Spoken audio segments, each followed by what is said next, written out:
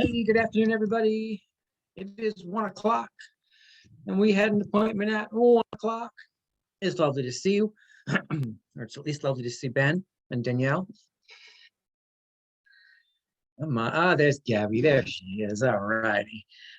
So we're going to spend probably the next 45 minutes or so, longer if you have any questions on it, just kind of outlining what the whole team looks like. And we do that for a couple of reasons. Like one of the most common questions I get asked, I think, by either new agents to our company or new agents to the business is, should I go it alone or should I join a team? The second only to, should I start a team?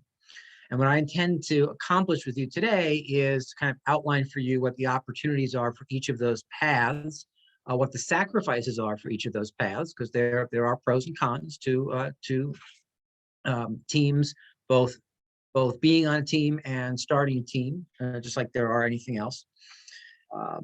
And so that you have all the information you need to make an informed decision. I will tell you that this class, this session that we do almost monthly, came from the issues that we were having in that you guys were out there kind of doing the do and chugging forward and either starting teams or wanting to join teams and talking with rainmakers and kind of leaving the market center out of the conversation.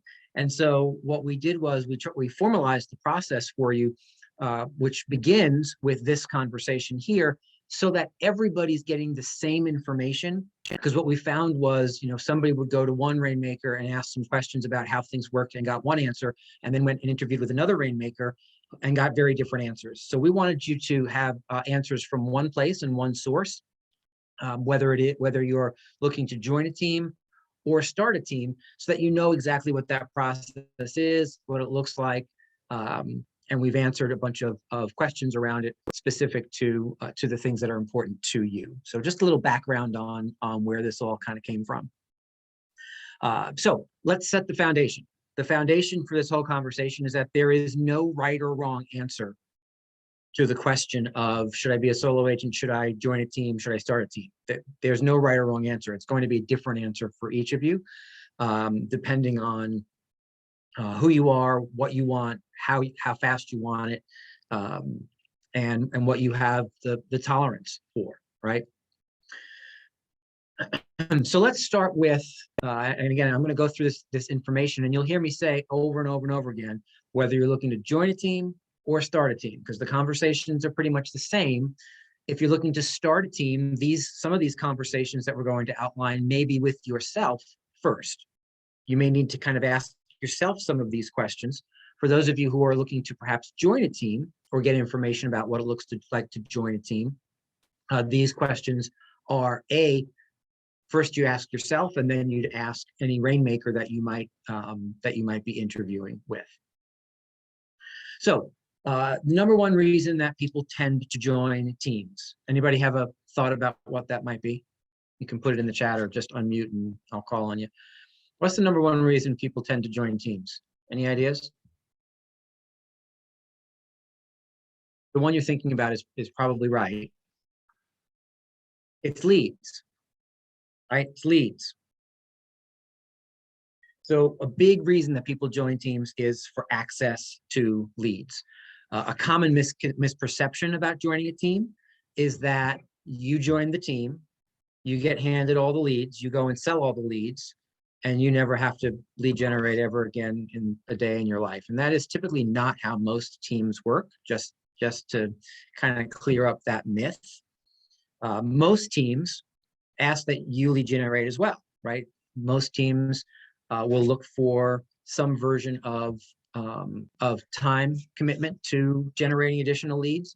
Most teams will look for you to take your database and merge it into the team database so that the database is getting the attention it needs, and so the team itself is squeezing leads out of your database, just like the rest of the team's database.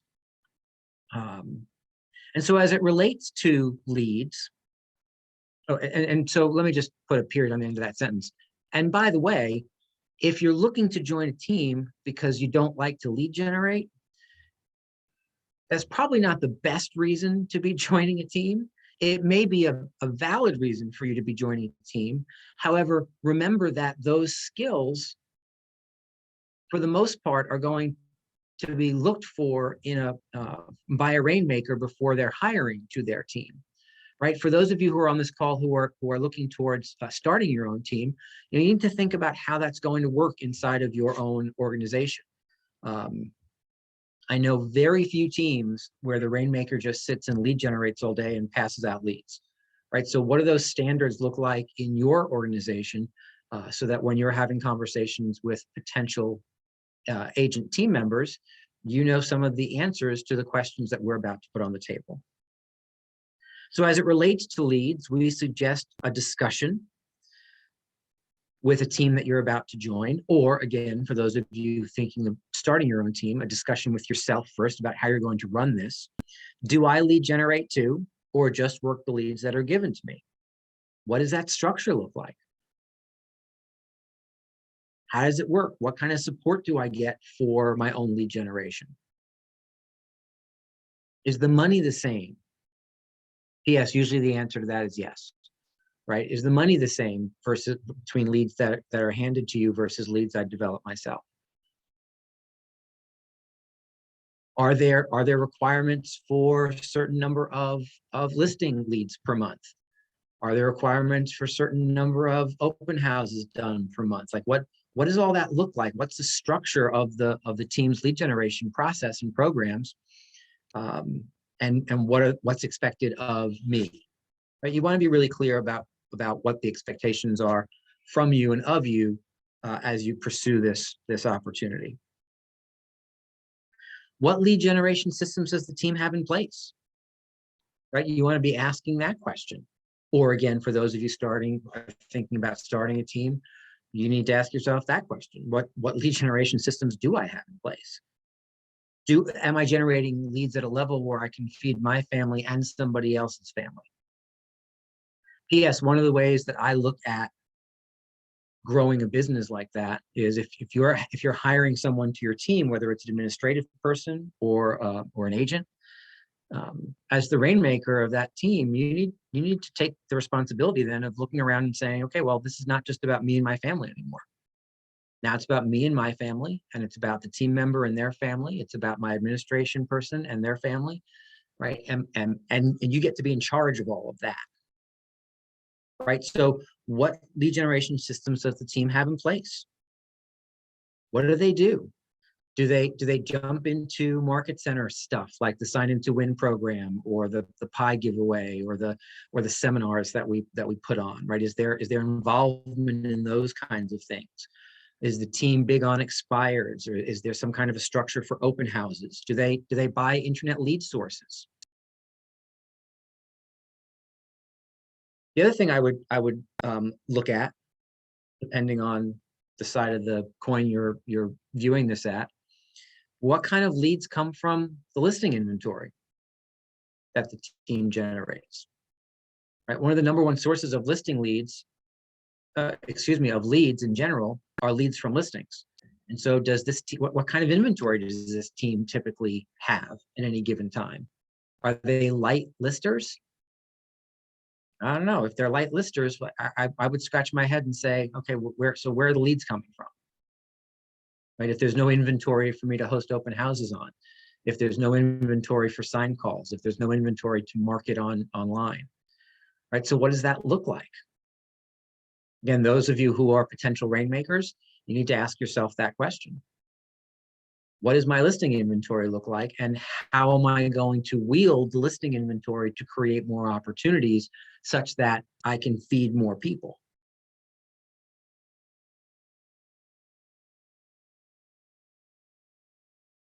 So I think I'm going to do this just a little bit differently today. Instead of going on to the next section, I'm going to stop here for a minute and ask any questions about leads. Any question I didn't ask that kind of is in your head to say, huh, I'm not sure how that would work inside of a team.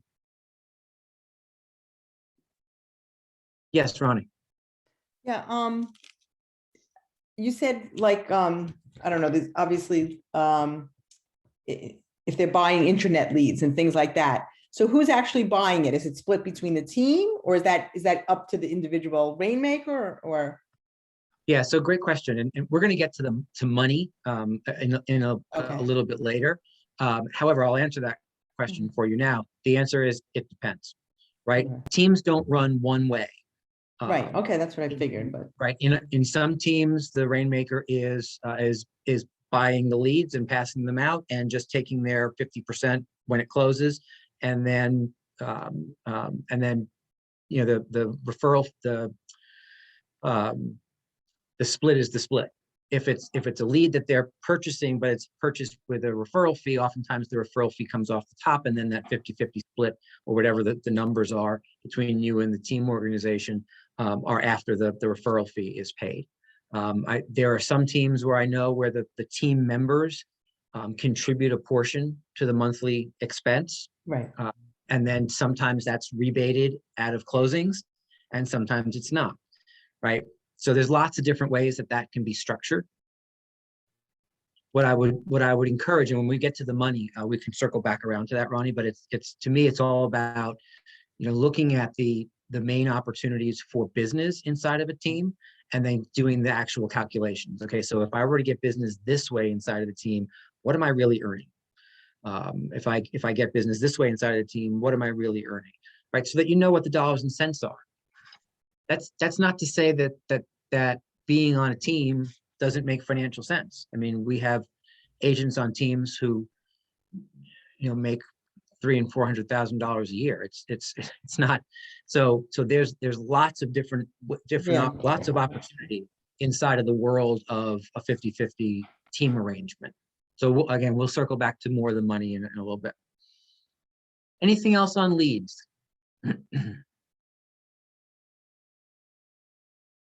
I'll address this here. People oftentimes ask, well, if I have a listing lead and I'm the buyer's agent, what happens with that? And again, the answer is, well, it depends. It depends on the organization. There are some organizations where you are a buyer's agent and your role is to handle the buyers, and the listing leads got passed to the lead listing person, who in many cases is the rainmaker of the team, oftentimes retains that role. Right, on my team, Debbie Orr was the rainmaker, and she also retained the role of lead listing specialist. And so when we had buyer's agents on our team, those listing leads would get passed to her so that the team could list more property, such that the listings would then generate more opportunities for the buyer's agents to have those leads. Some teams don't really have buyer's agents. They have more like team agents, and so the team agents do both sides of it. Usually the splits inside of a team are different for if you're the lead listing if you're handling the listing, or if you're handling a buyer, simply because listings come with some additional expenses that the team will oftentimes cover, and so the splits might be slightly different. But again, those are all different for different organizations, and you'd have to kind of talk that through, see what you wanted, and talk that through. Anything else on leads?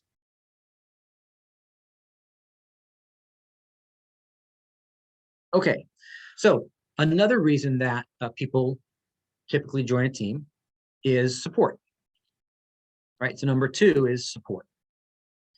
Now, support can be found in a number of different ways. The first, administrative support, right? A team is already going to have some version of a full-time administrator in place before they hire you, right? And I want you to really hear that, because if you're having a conversation with a rainmaker who doesn't have a full-time administration person in place, by default, they're kind of not a team, right? A team needs to have administration in place to in order to kind of qualify as a team. Now, some teams have gone with virtual assistants, which works as well. It doesn't necessarily have to be somebody sitting in a seat.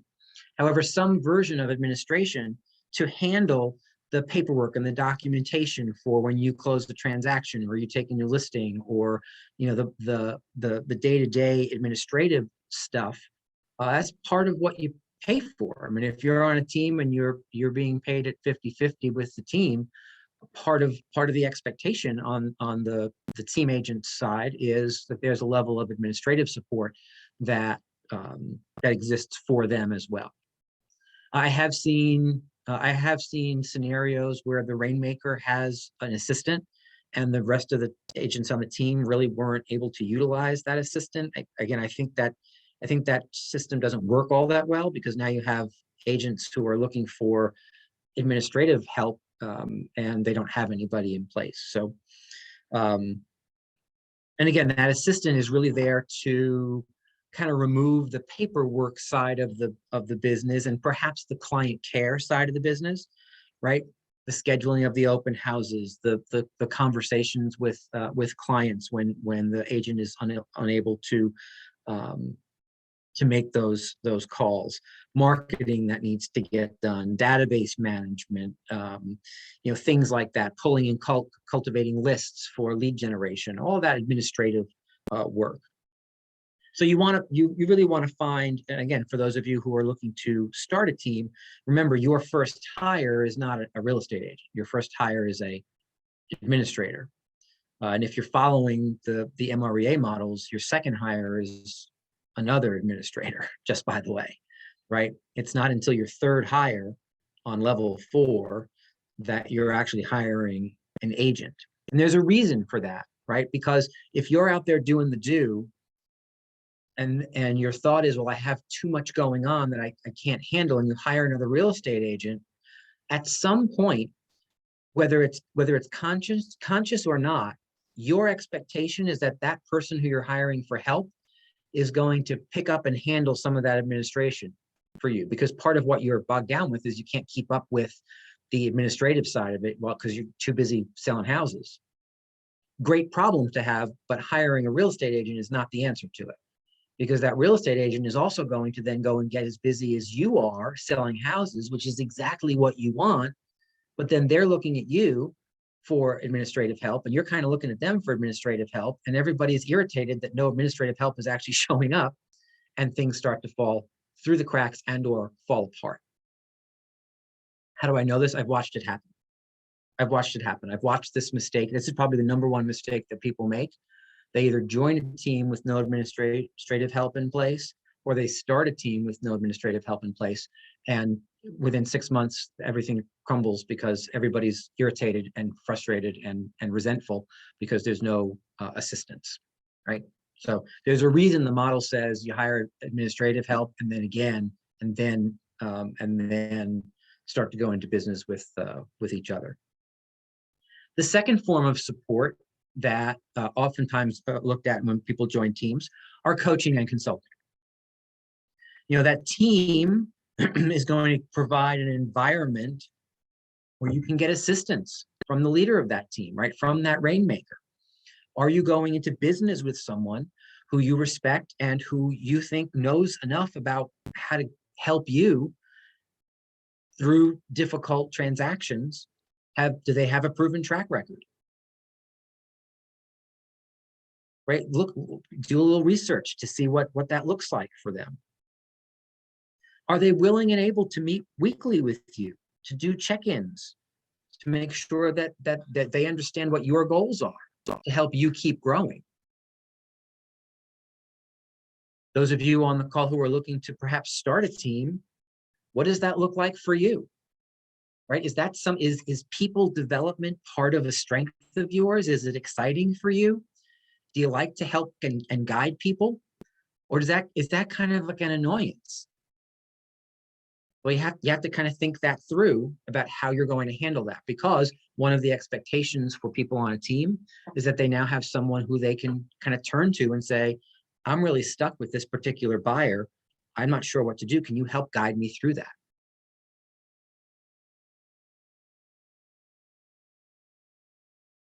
Does the team encourage you to attend training? Some teams might cover some of that after you're there for a while. And what I mean by that is some teams might cover your enrollment in Bold, as an example. Some teams might cover the registration for a family reunion, right? On my team, we used to if certain levels of production were met, you got your registration and I think your airfare. I think both of them covered for either family reunion or mega camp, one of the two. Right. So what does that look like? Are you encouraged to keep learning and growing? The third version of support that I find people look for in teams is accountability. Does the team provide a level of accountability for you to hit your numbers each week? Do they provide some version of conversation to make sure that you're hitting your targets each month so that you're on track to hit your financial goals and contributing to the team at the agreed upon level in terms of profitability? Right, remember, as a solo agent, you're kind of accountable to you.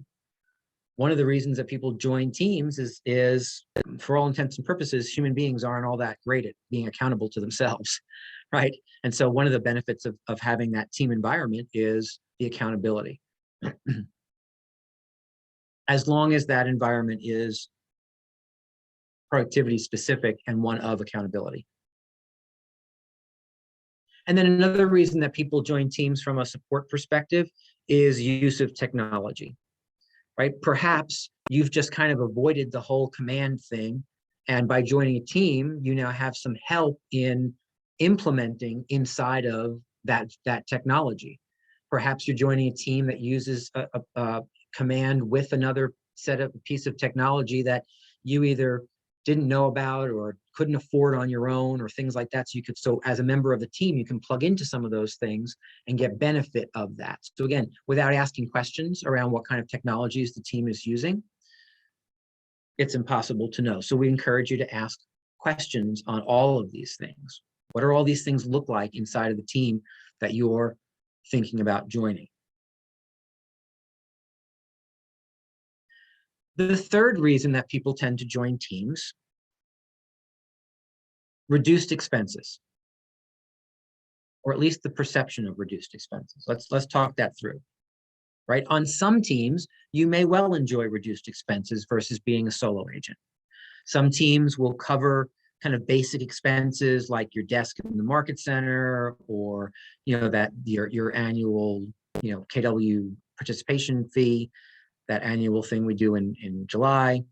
Some others might cover your licensing fee or your board dues or MLS dues, while others might go ahead and cover some education costs, as I said before. Oftentimes, there's a level of production that needs to be met in order to qualify for some of these benefits. Many teams will have kind of a threshold. So in your first 6 months, if you hit X, well, then they'll go back and kind of retroactively pay for some of your expenses. But while you're on the team in that first 6 months, it's more of like a trial period, and you're going to continue to pay your own expenses. Right. What we have found over time is that it gets too expensive to just kind of adopt people right from day one, and then have things not go well and no production actually comes from those partnerships, and money is being spent, right?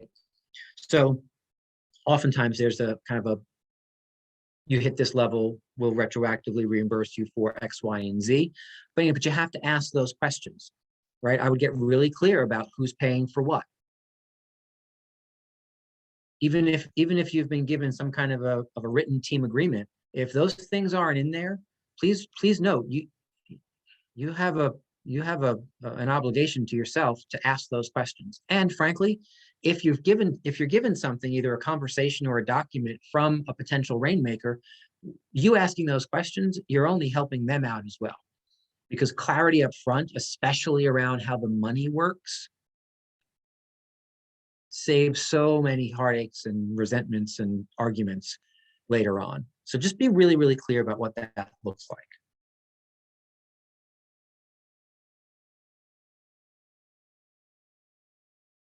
Any questions on support or reduced expenses?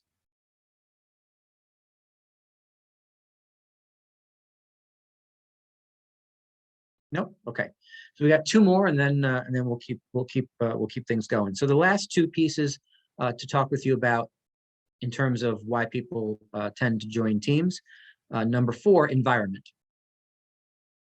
For some, the camaraderie and the environment as fostered by a team is an attraction, right? Some teams are like families, really tight knit. Others are more like businesses, a little less tight knit and yet still really attractive, right? Some do a blend of both. In some team environments, the team members lead generate together. They might go out for drinks on Friday night. They do things together. In other teams, it's more separate with touch bases, right? There might be a weekly meeting or something or other, right? So if environment is really important to you, you need to investigate what the environment of the organization that you're thinking of joining is. Does the team, host team masterminds to solve problems? Do they set goals together? Is everyone pointed in the same direction? Or, are there conversations about building wealth and not just selling another house, right? Do they take trips down to family reunion together? Do they go bowling? I don't know, stuff. Now, if that's not important to you, well, that works. But if that's not important to you, and the team that you're looking to join is that going to make you uncomfortable? Are you now going to feel like you're on the outside because they're doing all these things together and you're not really interested in doing that? So do you see the conversation that you need to have? You need to really understand the environment of the team. One of the best ways I know how to do that is to ask current team members about the environment, right? For those of you on the call who are looking to start a team, what is the environment that you want to foster on your team? Is it one of camaraderie? Is it one of synergy? Or is it one of kind of every man for themselves? Again, that's not a judgment because I've seen both work successfully. I will tell you that the one that has everybody kind of doing their own thing, the turnover is typically faster, meaning people don't stay quite as long. Right? It's more of a churn and burn. You can be in there, you can do good work, you can make good money, and then there's a desire to kind of either go out on one's own or perhaps make a change, right? Again, it's not a right or wrong answer. I'm just telling you my observations over time. And number 5, the 5th reason why people tend to want to join a team: schedule and flexibility. It may be easier for you to go on vacation or take some time off if you're in a team environment because there are other people to kind of step in and cover. Now, that doesn't mean as a solo agent, you can't find the same opportunities, right? If Joanne and I are both solo agents and Joanne wants to take 2 weeks off and she comes to me and says, hey, I'm going to be gone for these 2 weeks in May. Can you cover my business for me? Well, she and I just have a conversation around what that looks like.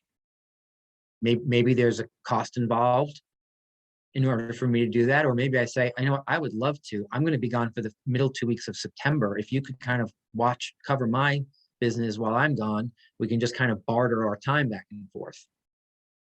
Right? So it's not like being a solo agent, there's no opportunity to do that. It is sometimes simpler inside of a team, simply because the team business is all the team business. And so everyone's kind of just pitching in and doing the stuff. So those are the 5 main reasons that people tend to join teams. Any questions on any of that?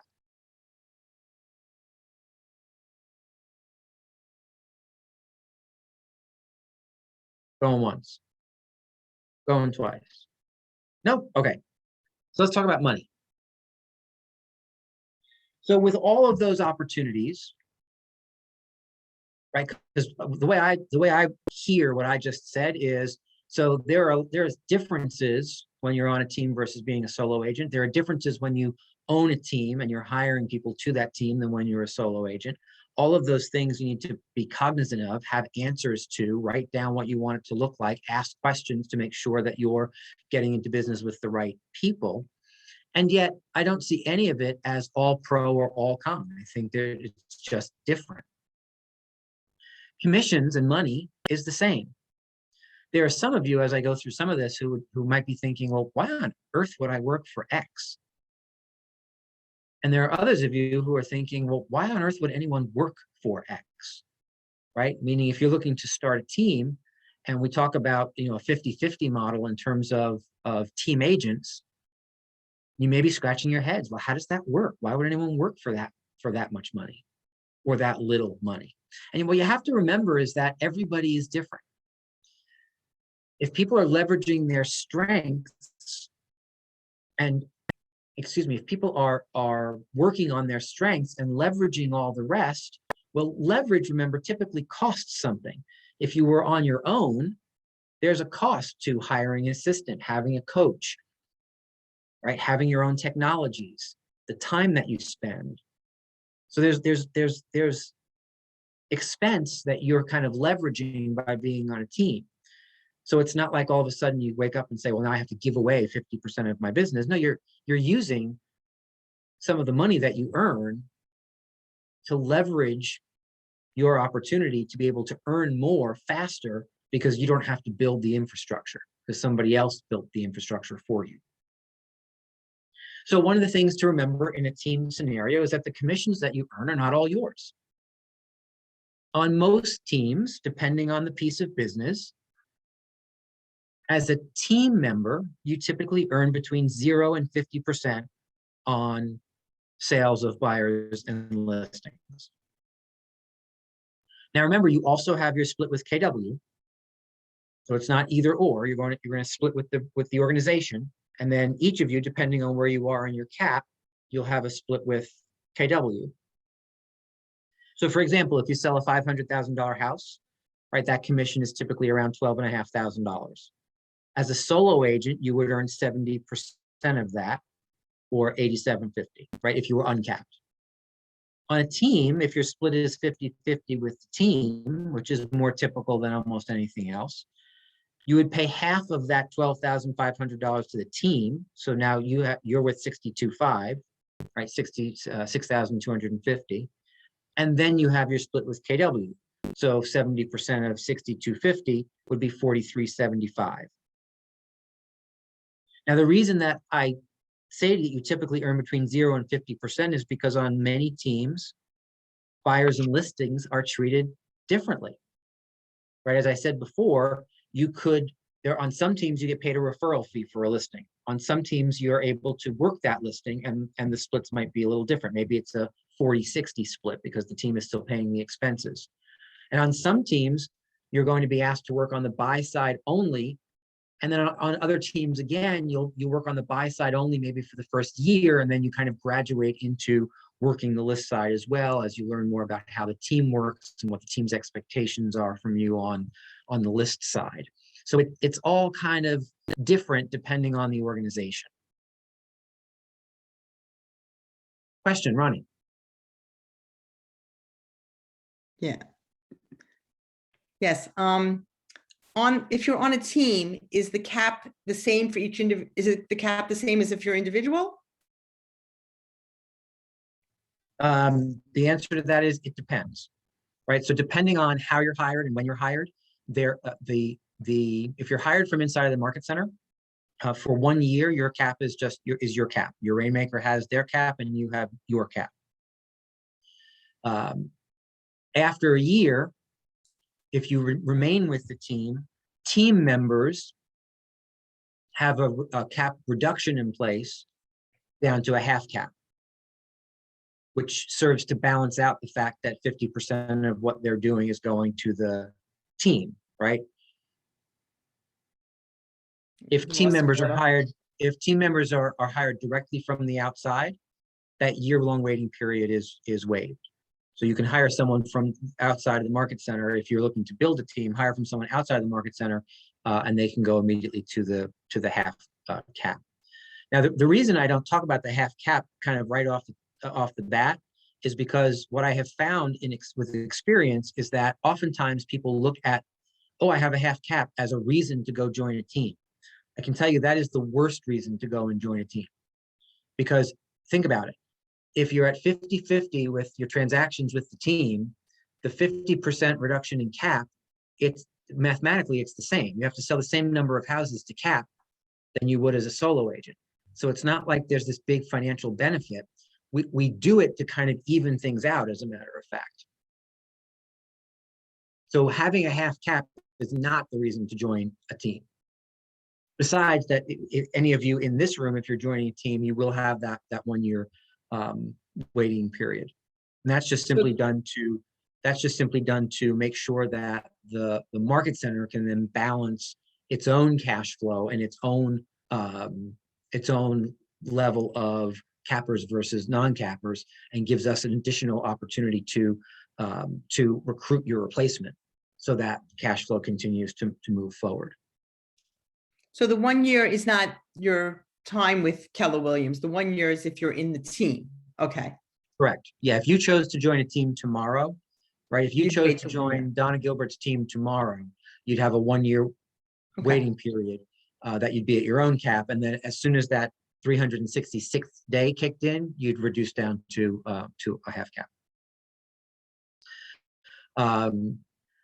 As we've talked about, there are some opportunities to, there are some opportunities to not be able to process all business types, right? Depending on the team, there are some teams where you're hired for one thing or the other, right? You have to have those conversations. Rainmakers to be, you need to know who and what you're hiring to and for. Are you looking for people to work with buyers? How do you feel about listings? Is there a standard for your listings? Or do you expect that all listing leads come to you and you're the lead listing specialist on that? Right? Again, there's no right or wrong way to do that. You just have to know, when you're building the organization, you need to know what that looks like for you. And if you're interviewing with certain organizations, you need to ask those questions. I know agents who love the list side of the business, but and they're still looking to join a team. There are some organizations that you may join that say, yeah, okay, the listing side is going to come to me, at least for the first year. So that'd have to either be a conversation, a point of negotiation, or that particular team, that organization may not be the right one for you, and you perhaps go in search of one that will allow you to go ahead and list on that side. Do remember that when you're a member of a team, marketing and brand exposure are limited to the team, right? You kind of lose your personal identity in the team. You are part of the team, certainly, but your name doesn't necessarily show up in the MLS on the sales side or the listing side, right? Sometimes some teams do kind of there's the team, and then there's the rainmaker, and then there's the co-listing person or the buyer's agent. But remember that the marketing machine is about the team. It's not about you anymore. And so there is some identity that gets given up in a team scenario. And then again, we're back to schedule and flexibility, right? You may find that you end up having more responsibilities on team and less flexibility due to some of the requirements that your team may have for you, right? Remember, as a solo agent, you kind of get to make whatever rules you want. As a member of a team, if it's not your own team, there are some standards that are in place for you to be on that team.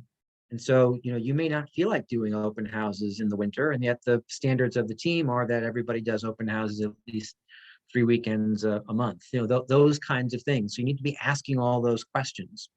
Rainmakers to be, you need to be formulating, what are those standards? What are my expectations of the members of my team, right? So that everyone has an answer to those questions. Now, I also get asked a lot, well, so how does this what are the pros and cons in terms of being a solo agent? Right? And let's talk about that from a couple of different perspectives. If you are a member of Jen Henry's productivity coaching program, right, that you can be a solo agent and be a member of productivity coaching. As a matter of fact, if you're not a member of that group, I encourage you to go ahead and check that out. Right? So you pay for coaching out of your transactions. You can also be a member of a team, and the rainmaker then kind of leverages Jen and her program. I should say Jen and Margaret and Daniela, and that program. And the coaching fee is still paid, and it's paid still on the gross. And because your gross is now split with the team, one of the things that that happens in it when you join a team and you're in productivity coaching is that the team ends up paying for whatever portion. If you're at 50-50 split, they end up paying half of your coaching, right? Because the Jen gets paid off of the gross. And so Jen gets paid, and then but again, when you're having these conversations inside of the market center, you need to be clear. If you're looking to join a team, you need to make sure that Rainmaker knows that you are part of Jen's productivity coaching program. We've had issues before where people weren't talking to the right people and going through the process correctly. And I'm going to go through the process with you before we finish. Where we ran into issues later on, where everyone was all excited to go and get married and have joined this team, only to find out that the team agent was in productivity coaching and the Rainmaker didn't know that, and that affected their finances. Right. And so a whole nother conversation had to be had to make sure that this was still a valid hire for that Rainmaker.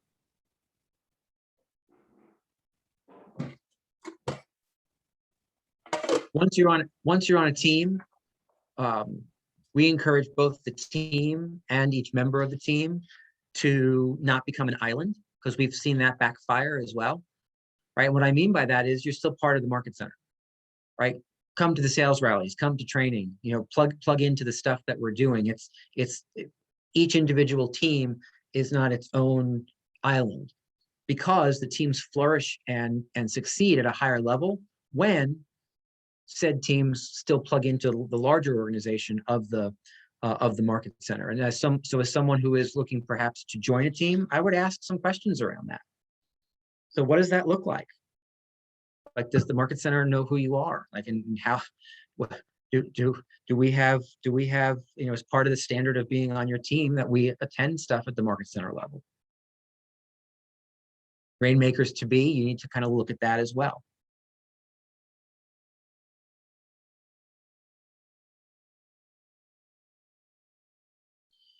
Okay, I'm just looking to see if there's anything else that I need to deliver to you.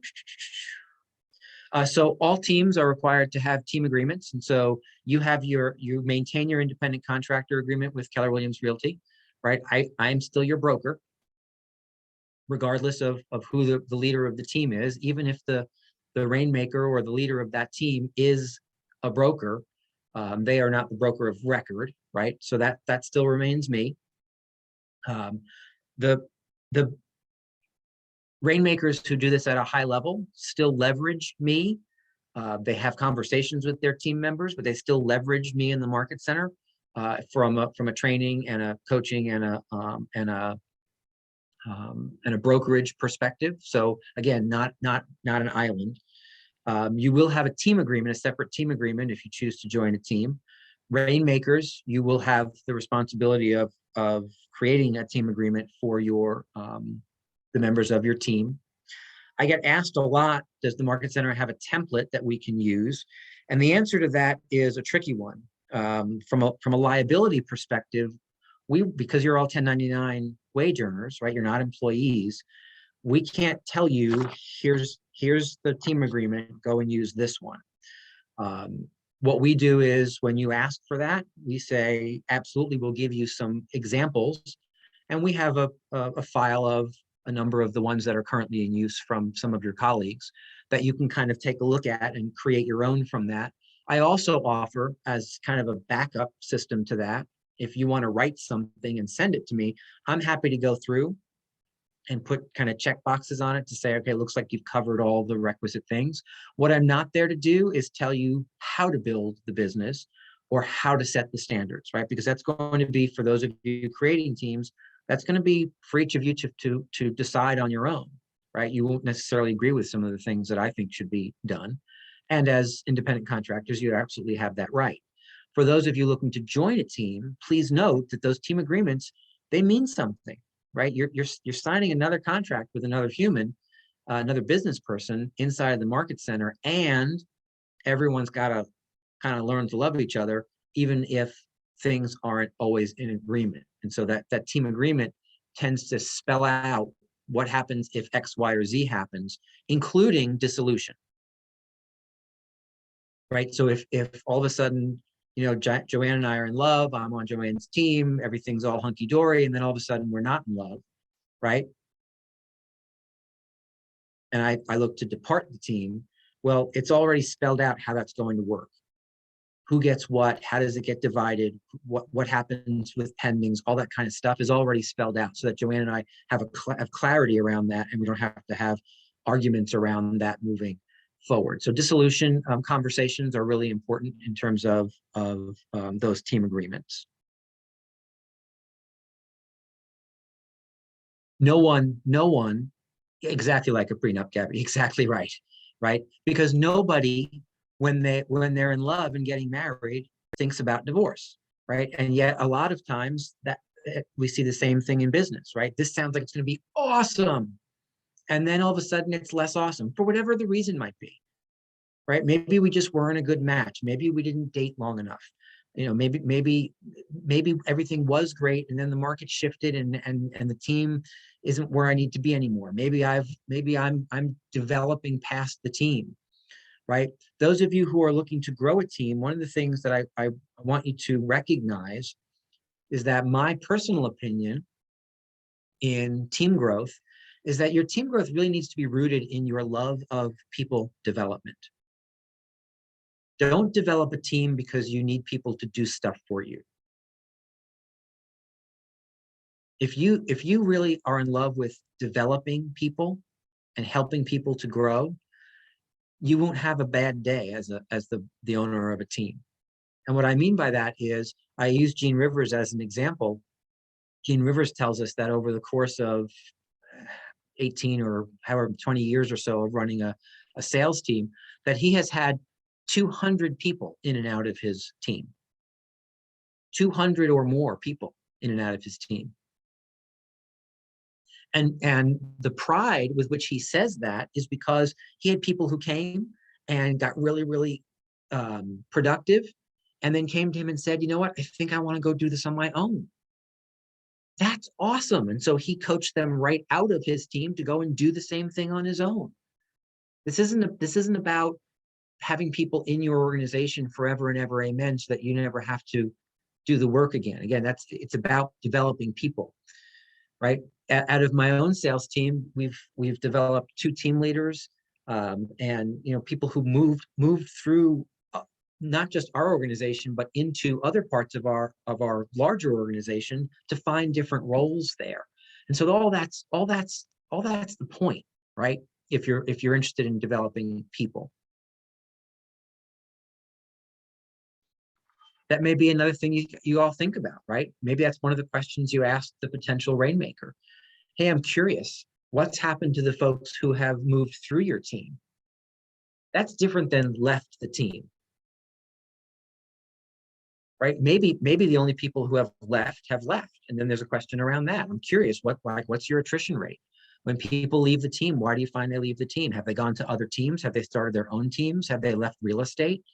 Like what's been the deal?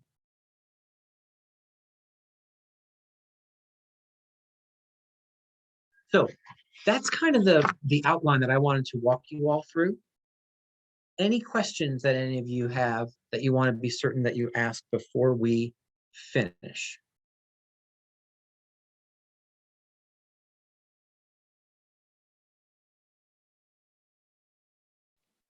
Yes, Ben. Hey, Rick. Hey.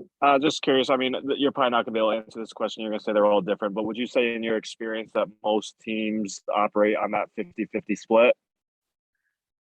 So you're right. The answer is they're all different, and yet I can tell you, at least locally in our organizations, most team members are at a 50-50 split. Most team members, generally speaking, start on the buy side. There are some teams that do allow over time to move to the list side, but it's an earned right. It's not necessarily given right up front. And then when the team agents are then listing their own kind of listing leads, the splits do change, but they don't change in favor of the listing agent, because the team retains the responsibility of the expenses. So instead of a 50-50 split, you might be at a 40-60 split where the team's getting 60 and you're getting 40. You're still working the listing side though, but they're taking care of the expenses and the transaction management and all that stuff.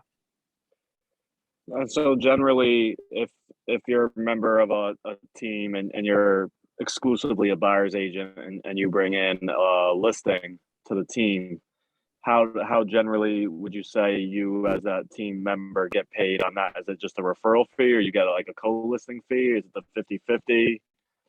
Yeah, so it's not typically a co-listing fee. It's typically a referral fee. In my world, it was always 25% as a referral fee back to the agent who brought in the lead. And then of course the benefit. Now there are some teams, I don't know if there's any teams in our organization who do it this way, but there are lots of teams across the country where when you're a buyer's agent, you bring in listing leads and there's no referral fee. The whole idea is you bring in listing leads so the lead listing specialist can list them so they can generate more buyer leads so that you have more to sell. Right? I always thought that for me personally, the incentive around the referral fee, made sense because we'd pay anybody else for a listing lead, a referral fee. Like if it came from an agent across the country, we'd pay them a 25% referral fee. So why wouldn't we pay the agents on our own team that same referral fee? Again, there's no right or wrong. That's my personal opinion. So we always did it as a referral fee. Annette asks, how do you find out who is looking for new people to join their team? So that's a great question, Annette. And so Annette asks, how do you find out who's looking to for people to join their team, right? So let me go through process before we finish up. Oftentimes on these calls, rainmakers pop in and introduce themselves and tell us who they're listening to.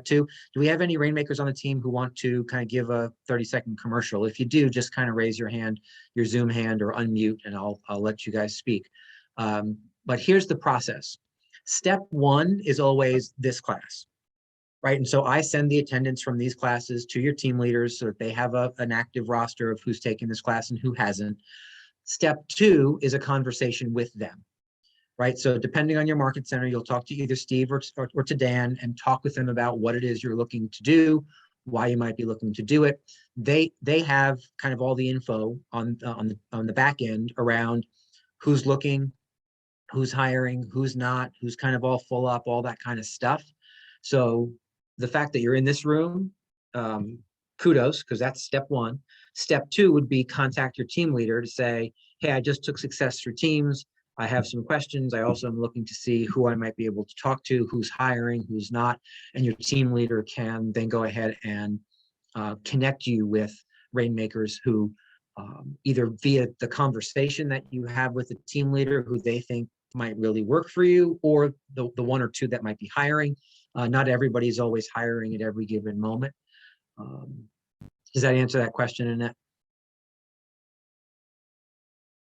Okay. Yes, thank you. Thank you. Perfect.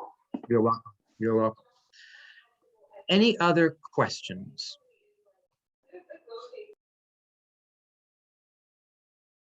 So here's what hold on, there's something in the chat.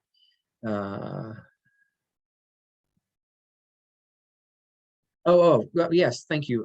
Thank you, Joanne, for saying that, because it really is, this whole system was designed to help each of you, whether you're a rainmaker today, a rainmaker tomorrow, or someone who's looking to perhaps join a team, to give everyone a foundation for information to figure out how we can best place you and or help you find an awesome spot. Right, and it was really developed from the perspective of having a couple of failures, right? Having a couple of people go into business together that really shouldn't have, or didn't ask the right questions of each other. So my hope is that that you see that as this. It's not necessarily us being control freaks. We want to make sure that you have all the valuable information that we can deliver to you, and use the resources, both of me, the market center, and your team leaders, to find the best fits. Right, because the team leaders know who the up and coming rainmakers are. Because they've had conversations with potential rainmakers saying, I think I'm going to start building my own team. Great. Well, now the team leaders know that, and you guys come to them, and we put everybody in touch. Here's what I would encourage. If somebody approaches you to say, hey, would you be on my team? Or you're thinking, well, I kind of see that person. I'd love to work on that person's team. Just remember the process, right? The process is go to your team leader first, because what sometimes happens is that there's some direct contact there, and then we're out of the loop and we can't help guide you towards making great decisions. We may know some things about certain people, certain scenarios, and we might know about your scenario that just may not work, that we could save everybody a whole lot of time, effort, and energy. Again, we don't insert ourselves to be control freaks or to be nosy or whatnot. We insert ourselves because experience tells us that by us being in the middle of it, we get to have better, longer lasting relationships, and people are less frustrated over time. All right, guys, that's what I have for you today. So at 2, so I hope this was helpful. I'm going to end the recording for the Success Through Teams right now. There we go.